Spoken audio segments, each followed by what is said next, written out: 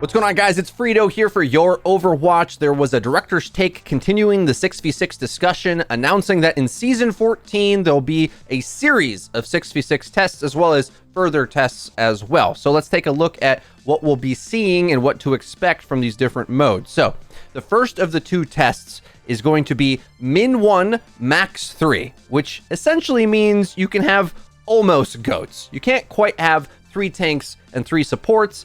You'd have to lose one of them for at least 1 DPS. And the way that these sort of fluid limitations typically work, as far as I remember, is like you actively get grayed out if your teammates make the certain decisions. So once your team has 3 of something, you can't pick any more of that. And then perhaps you'll be forced into a role if you're sort of the ones that draws the short straw. Like if the other 5 teammates all pick tank and support, then you'll be stuck on damage or whatever role is left. Now, let's try to remember why they're even doing this specific type of test to begin with.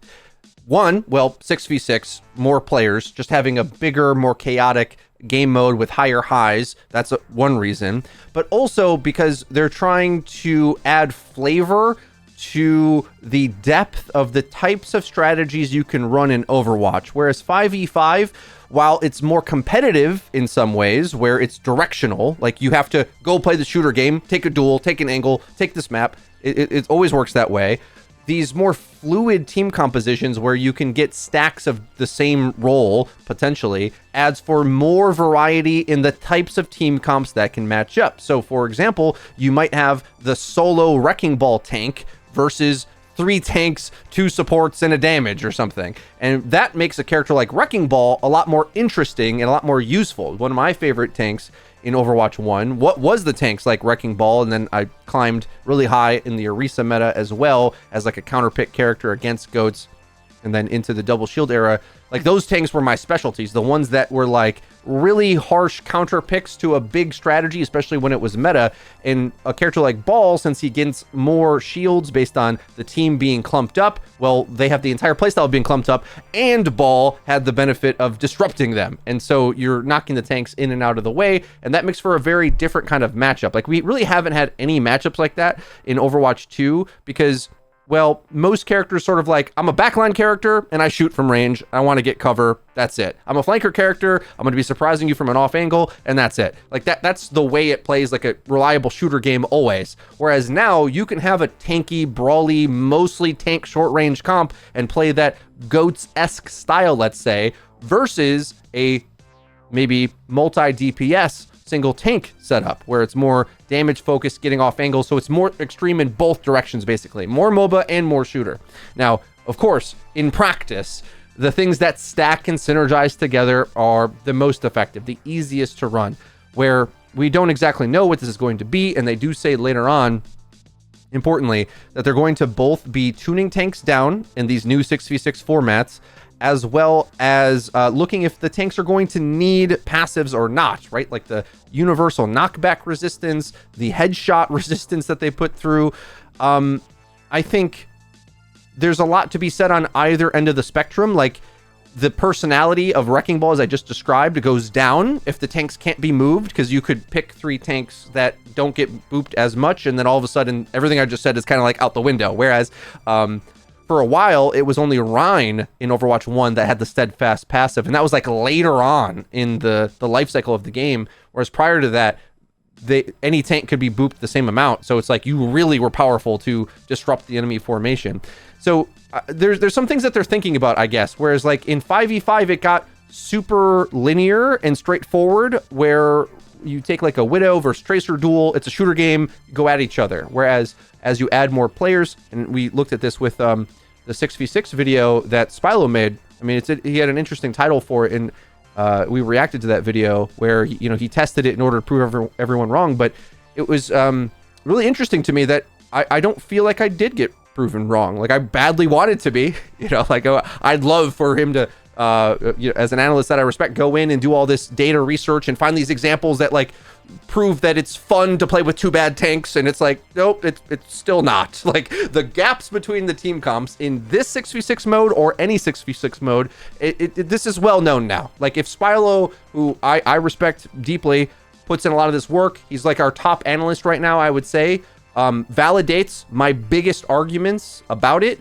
Then, you know, I feel pretty confident in knowing what to expect from this, which is the polarization of hero performance is insane in any 6v6 mode, but especially this one, where you're going to have certain heroes that vary in their ability to play at all based on what your team's playing and based on what the enemy's playing, and having the wrong hero pick, I'm quoting Spylo, who sounds like he's quoting me in his video, but having the wrong hero pick in a 6v6 mode, especially this one, is way more detrimental to your team. Whereas in 5v5, especially like the damage roll, like there's some damage that are worse or better than others, but if you just go take your duel and win it, you always can justify a pick. Whereas if you can't get space on the map and the enemy can hold it and punish you and funnel you into chokes with their comp, you don't get to play.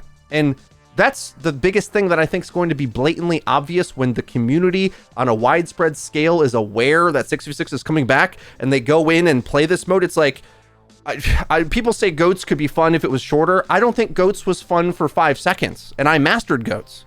Like, I exploited GOATS. GOATS to me is not what Overwatch ever should be in any shape or form. That's my opinion on it. Like, I like the game we have now, and I think once you don't get to shoot the enemy because there's mitigation abilities in your face constantly and your team isn't running it and they are, the brutality of how bad this mode can be is going to be remembered in the player base. That's like my projection. Like, on one hand, it's like you can look at it from a creative point of view, and yes, you can make more creative comps, but the ability for the game to devolve into they have a giga comp and you have nothing, the gaps in that are not ever present in 5v5 the way that they're constantly present in any 6v6 mode. If anything, I actually think this is doing the 6v6 argument a bit of a disservice, because Min 1 Max 3 is so chaotic and dumb. Like, I think it's actually going to paint 6v6 in a worse light, right? Because I think it's just straight up a bad mode. Like, if they came out and they said, here's 6v6 open queue hero draft, right? I would be like, wow, that's like a legitimate competitive format that we might be able to rally behind, because you can at least have some strategic navigation through the complexity of the game. Whereas as this, it's going to be very much determined on, does your team pick a good comp? Does the enemy team pick a good comp? And whether you get to play or not. Whereas, you know, in 5v5, you can dislike a lot of the gameplay, but a lot of it is just like, you contribute your hero stats, shoot the enemy, heal your team, make space. Like, it's very, very straightforward. But because of that straightforwardness, you don't get these unplayable matchups, which I think is very easy to be subjected to confirmation bias and just ignore from your memory. It's going to be constant in Min 1 Max 3. Okay, so that's my review of this mode. I don't really want to play this at all. No more than I want to play Open Queue now, right? Like in fact, maybe I'd rather play that. But I'm curious to how the community perceives this. If it is popular, maybe I think better is like them opening their mind to these other creative ideas. Like, the Junkenstein mode has been very, very well received by the community so far, and I think we just need more of that, more experimentation. This is going to be a bad experiment, I think, but more of it is good. And certainly the transformative, pickable, passive skill tree route, that expression is more interesting to me than this. Just like picking a wacky comp that might not function versus one that does, there's no fun in that to me. All right, that's my opinion. It's been well heard. Now, the second test in Season 14's mid-cycle, so later on in the Season 14, is going to be the classic 2-2 composition, but we'll incorporate some new principles we introduced with Overwatch 2, like less CC and hero rework. So sort of like the benefits that they had with Overwatch 2's philosophy, but put into 2-2-2. Importantly, they did say that they're going to be balancing these modes specifically, so they're going to be treating this with a bit of tender loving care, which I think is good. Like, them updating Junkenstein is a good promising sign for 6v6. Like, you need to properly vet it, balance it, put the work into it to give it the best shot that it can, right? Like, by no means do I want them to do this badly. I want them to do it as well as the community could ask for, because I think even under those conditions, we're going to realize that there is no solutions, only trade-offs. So, for example, there's a myth, and I don't know how this myth is still being propagated to this day, but that the queue times are worse now than they were then. We've seen the charts. The devs have come out with the data on this. They're twice as good in 5v5 than they are in any 6v6 orientation. And no amount of fun in the tank role, in theory, is going to change the popularity of the role. It's mathematically not possible to make a significant change like that. Because we just physically have more players that only play squishy roles, right? They will never play tank no matter how fun it is. Now, is tank even more fun with having two? Well, I think it's both possibly more fun and less fun. Because if your comp sucks and their comp is good, you have far less fun, right? How many times in Overwatch 1's life did you have games where you had two off-tank players? A lot of the discussion around tank is like, well, we really missed the off-tank role. Honestly, I miss having main tank players because we didn't have main tank players in Overwatch 1, but needed them, right? Off tanks are only fun when you have a main tank in order to play around. Yes, the peak potential of having two tanks working in synergy made for some very beautiful Overwatch. But the reality is the mainstream player base doesn't play the game that way, and it requires too much on the random selection of teammates that you have for that to happen. Like, if the enemy has Rein D.Va and you have two off tanks, or even worse, two shotgun tanks, the gap of the playability of that will be insane. We talked about this at great length in the Spylo reaction video, which someone commented it's like the best video I've put out on the 6v6 subject. And so I'm not going to regurgitate the things I said there. You can go watch that. My opinions on the class, let's say 222 Classic, is expressed in that video. And I think even in the best case scenario of them testing it, it proved every major criticism that I've had about even going down this route to begin with correct so far. That the downsides are so down that you're not going to think it's like a clear, obvious upgrade ever. And it's only really an upgrade for the top levels of play that conform to the meta rules of the game. As in, you don't really play at high ranks without a main tank player. Everyone knows you have to do it. Whereas for the average player that's trying to blow off steam in a video game, it's a quote from Jeff Kaplan for you, they don't want to have to play certain things, right? Now, we feel you have to do that in the counter-picking meta game, but that's also something that is highly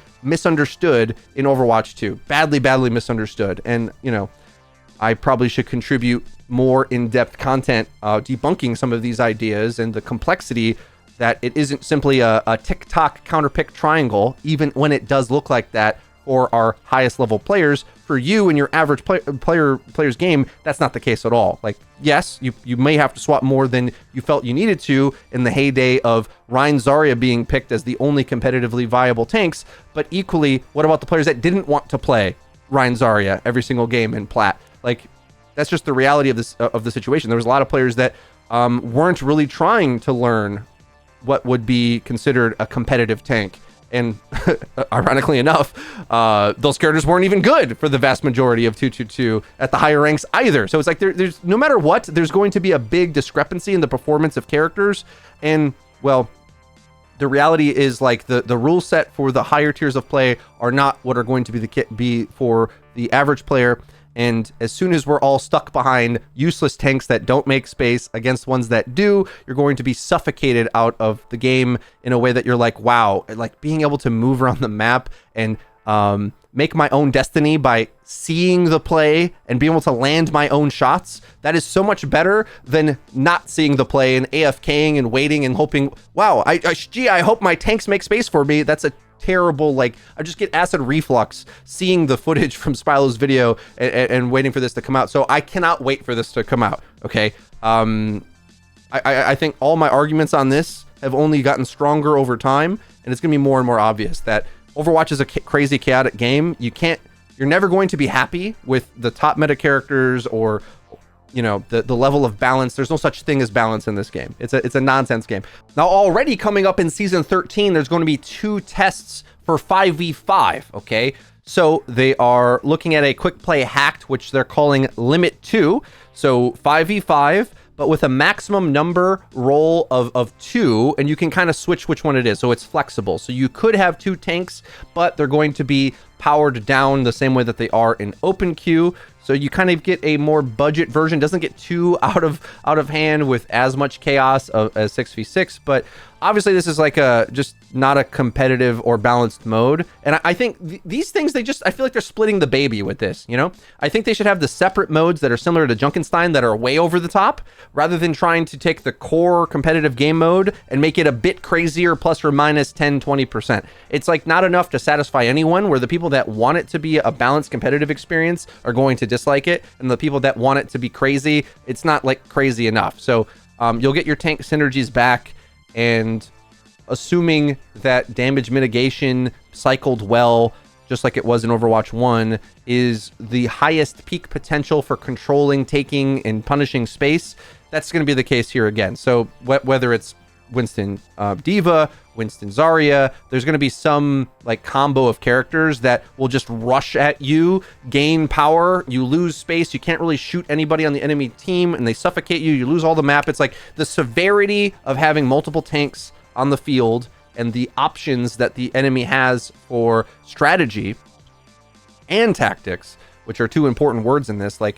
the tactic is, do I flank? Do I focus the front line? Do I go at the back line? Do I surprise attack? Do I hide? Do I whatever, right? That's a tactic. The strategy is like, well, our comp wants to brawl together. Our comp wants to snipe. Our comp, you know, the general rules of what the characters and team comps are going for. Both of those is more limiting because the peak power of any given synergy can suffocate most of those options out of the game, where if you can't get out of a choke, how are you going to snipe? How are you going to flank? How are you going to... There's nothing to do. It's just like they control all the map, you don't. So I think that can still happen in 5v5 Limit 2. So this will be like another version of all the downsides of 6v6 multi-tank, just in 5v5. Maybe a bit of a benefit that they have open queue health, but I don't know. Another mode that like I'm not so thrilled about, but I am thrilled to know how this changes the opinions of the community, because this is a quick play hacked, okay? That means you can't play during this time. I think they take over the main quick play, right? You have to try this, right? So the opinions are going to be louder, because at the moment we have a bit of a problem where there's a selection bias, that the types of people that like to talk about 6v6 or transformative format changes are the ones that are biased for it, as opposed to the silent majority that will play maybe either version, or the ones that do prefer 5v5 but don't want to get into the debate about it, right? Like they like what they like, and especially shooter-based players, they never were really big in arguing about the meta, right?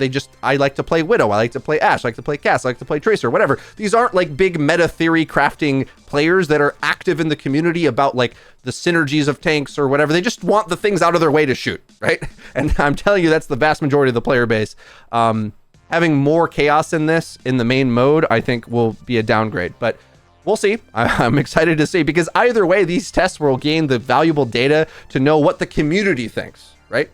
All that's important to me as an analyst is to correctly identify the trade-offs one way or the other. I actually don't really care if I get what I personally like and want, because in fact, the more strategy-based version of the game, where your hero selection was more important than your gameplay, as opposed to the FPS-biased version, where really just your gameplay and hitting shots mattered way more than your hero selection, I prefer that one as a content creator. Like, the more strategy, the nerdier it is, I can tell you, like, oh, put this in the team comp and you auto-win, right? That's not the case in the shooter version of the game. The shooter version, you have to mechanically learn to step up and hit your plays. It's much more direct in that way. And, well, we'll see which version the community likes. I'm open to either one. Now, for the Season 13 mid-cycle, they're planning a special game mode currently named Kingmaker. Like Limit 2, the maximum number of each role is 2. However, the player who is the lone player in their role will get a bonus amount of stats, okay? This mode, it's sort of like just 5v5, but rather than 1 Giga tank, it could be a Giga TPS or a Giga support. That's pretty nuts. In general, I think having only one support means if you take them down, no one has healing, but there might be some circumstances where like overstated Brig or something like that, or Juno might be too hard to kill. It kind of depends which stats they actually get. Like you could see an overstated Tracer, like one overstated Tracer probably dominates 2 normal supports, but could you swap that to an overstated Brig? And would that withstand the tracer? Like, I don't know how the math of any of this works out. Nobody knows. But we do know that tanks being the Giga roll is interesting for one reason, because they have a bigger hitbox, right? So a lot of the history of 5v5 is disliked that because despite the fact of them having more stats, they're so easy to hit. And I've always said, like, it's hard to play around certain cover. So like the best cover is usually the payload or the push bot or whatever, because any other bit of cover, you're like sticking out and you're vulnerable and you don't really usually add much range poke. So there's a lot of like holding your position, hiding, and just waiting to punish. And if something comes, then you go at it. Like that's like the base Giga Tank gameplay that a lot of players don't like, and they prefer how much you could actively take over the game in 6v6, cycling the cooldowns, choking them out. Like, good tank gameplay was so oppressive in 6v6 that you could steal the whole map from them and they couldn't play. Like, all of a tank gap, massive, right? Tank gap now is more about just mechanics. Like, I take less damage, I deal more damage. Pretty simple. Now, I'll be interested to see which role becomes the obvious one that you want to Giga buff, but I think more likely it's going to be different characters, right? Like, do you really need a Giga buffed Widow? Does that even help you at all, right? Like, if you already are one-shotting things, like maybe a Giga buffed Widow can one-shot a tank.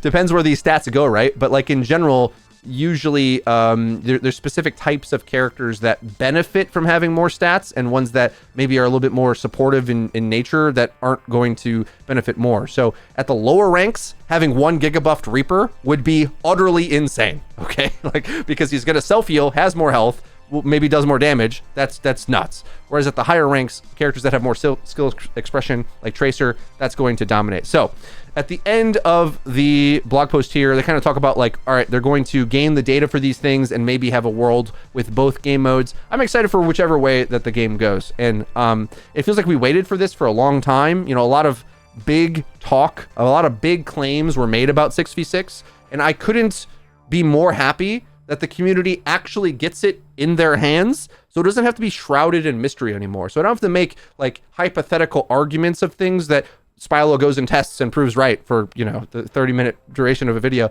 I don't want to have to do that. That's a lot of work for me. And I'd rather the community just can like obviously see it for themselves how it ends up working. Yeah, overall 6v6. I mean, the biggest killer point is that if you think your tanks can get counterpicked in 5v5, it has the potential to be even worse and more severe in 6v6. That's what it is. And that isn't just based on the number of players or the synergy or anything like that. It's mainly because of the design of the characters are intentionally made to be polarizing, right?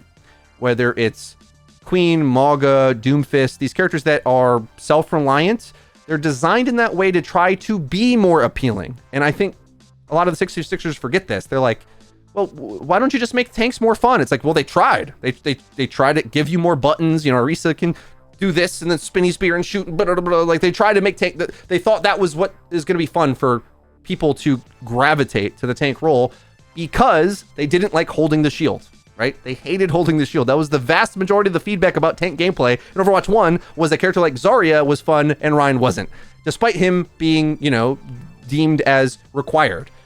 This was a widespread opinion that everyone knew back then, but have since forgot, now that we've kind of progressed into these hero shooter tanks that are kind of operate like Titanfall mechs. You know, they have multiple buttons and they shoot a thing in the laser beam and whatever, self thing repair.